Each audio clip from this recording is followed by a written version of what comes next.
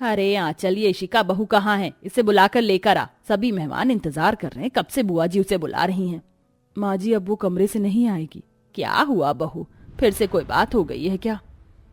हाँ माँ, वो आज जब मैं सफाई कर रही थी तब गलती से उसमें इशिका भाभी की लिपस्टिक आ गई। मैंने ध्यान नहीं दिया और उसे कूड़ेदान में डाल दिया। अब आप तो उनके नखरों को जानती ही हो, अगर उन्हें जब जो चीज चाहिए वो ना मिले तो चाहे जमीन आसमान एक हो जाए, वो किसी की नहीं सुनती। ये तो तूने सही कहा बहू, एक काम कर, उसे बुआ जी के बारे में बताकर देख ले, हो सकता है बुआ जी की तरफ को सोचते हुए वो आ ही जाए। जया की बात सुनकर आंचल इशिका के कमरे में गई। पूरे कमरे में अंधेरा था और ऐसे में इशिका अपने बिस्तर पर बैठी हुई थी। इशिका भाभी, नीचे बुआ जी बैठी हुई हैं, कब से आपके बारे में ही पूछ रही हैं, एक बार आप नीचे आ जाओ ना। जाओ यहाँ से और दोबारा मेरे कमरे में मत आना। भाभी आ जाओ ना, मैंने जानबूझकर वो लिपस्टिक नहीं फेंकी थी, वो गलती से हो गया। आप चाहो तो बदले में मेरी लिपस्टिक ले लो। इस तरह मेहमानों के बीच अगर बड़ी बहू नहीं जाएगी तो वो क्या बोलेंगे? बोलने दो, जो भी बोलेंगे मुझे फर्क नहीं पड़ता। तुमने मेरी लिपस्टिक को फेंका कैसे? वो मेरी साड़ी में एकदम मैचिंग कलर था। अब जब तक मुझे वो लिपस्टिक वापस नहीं मिलेगी मैं यहां से नहीं आऊंगी। यशिका ने अपनी देवरानी की एक नहीं सुनी और वो बस अपनी जिद पर अड़ी रही। आखिर में अपनी जेठानी की जिद और नखरे के सामने हारकर आंचल को कूड़ेदान में से वो लिपस्टिक निकालनी पड़ी। अब जल्दी से इसकी जैसी सेम दूसरी लिपस्टिक खरीद लाती हूँ, भाभी का भी नखरा खत्म हो जाएगा और वो भी नीचे आ जाएंगी। बेचारी आंचल सभी कामों को छोड़कर बाजार गई, जबकि घर में मेहमान थे। मेहमानों को किसी तरह अकेले जया नहीं हैंडल किया और आंचल थोड़ी देर बाद सेम वही लिपस्टिक ढूंढ कर ले आई। ये लो इशिका भाभी, आपकी लिपस्टिक मैं अभी अभी ही ढूंढ कर लाई हूँ। लाओ दो। अरे नहीं, थक गई, लेकिन अभी तो मुझे मेहमानों का नाश्ता पानी भी करवाना है। हाँ तो जाओ जल्दी से करवाओ, अपना काम तो तुम्हें करना ही होगा ना। मैं भी आ रही हूँ लिपस्टिक लगाकर। इशिका ऐसा बोलकर तैयार होने लगी। नीचे उसकी बुआ सास का परिवार आया हुआ था। आंचल बेचारी ने अकेले ही उनका नाश्ता पानी करवाया और इशिका आराम से तैयार होकर आ गई। नमस्ते बुआ जी। नमस्ते बहू, कहाँ थी तू? कब से मैं तेरे बारे में ही पूछ रही थी। कुछ नहीं बुआ जी, मैं तो बस नहा रही थी। नहा रही थी? आई बड़ी झूठी कहीं की। जया उसे देखकर किलस रही थी, क्योंकि इशिका बड़ी बहू होने के बाद भी बहुत नखरे करती थी। जया की दो बहुएं थी, इशिका और आंचल।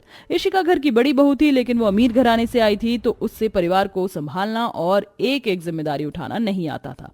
साथ ही इशिका बेहद नखरे वाली थी।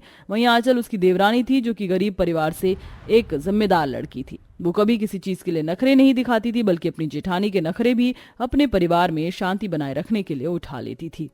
ऐसे ही सिलसिला जारी था। रोज के इशिका के 100 नखरे रहते थे। क्या मतलब है करण जी, आप मुझे पैसे नहीं देंगे? आपको मुझे पैसे देने होंगे, मुझे शॉपिंग करनी है, वरना। देखो इशिका, इस वक्त मेरे पास पैसे नहीं हैं। मैं तुम्हें अगले महीने पैसे दे दूंगा, प्लीज अभी मुझसे ये सब बातें मत करो। अगले महीने तक मुझे इंतजार करवाएंगे? देखो करण, मैं अपने मायके में हर हफ्ते शॉपिंग करती थी। तुम्हारे घर आने के बाद मैंने महीने में 3 बार शॉपिंग करना शुरू किया है, लेकिन अब तुम मुझे 3 से भी कम बार शॉपिंग करने को बोल रही हो। अरे तो मैं तुम्हारे बाबा की तरह अमीर थोड़े ही हूँ इशिका। तुम्हारे रोज रोज के इन 100 नखरों ने तो मुझे तबाह कर दिया है। करण के भड़कने से इशिका की आंखों में आंसू आ गए। दोनों में बात बिगड़ने लगी। इशिका करण की बात को समझने को तैयार नहीं थी। उसे बस किसी भी हाल में शॉपिंग के लिए पैसे चाहिए थे। अगर मेरे बाबा की तरह मुझे रखना औकात से बाहर था तो मुझसे शादी ही क्यों की थी? इशिका तुम्हें। दोनों में बस लड़ाई तेज होने ही वाली थी कि तभी उनके बीच में आंचल आ गई। अरे अरे जेठ जी और जेठानी जी, आप ये कैसे लड़ रहे हो? सारा मोहल्ला हमारे घर में होगा अगर आपने और आवाज तेज की तो। जेठ जी आप ऑफिस जाइए और जेठानी जी आपको शॉपिंग करनी है ना, लीजिए ये पैसे, माँ ने आपके लिए भिजवाए हैं। और जेठ जी आप जाइए। नहीं चाहिए मुझे ये पैसे, जाओ यहाँ से। इशिका ने वो पैसे नहीं लिए और गुस्से और नखरे में वो सारा दिन अपने कमरे से बाहर नहीं आई। उसे अपने पति से पैसे चाहिए थे, इसलिए उसने अपनी सास के पैसों को एक्सेप्ट नहीं किया था। सारा दिन वो भूखी प्यासी बस नखरे में अपने कमरे में ही रही। शाम को जब करण घर आया तब उसे ही उसको मनाना पड़ा और साथ ही उसने उसे शॉपिंग भी करवाई।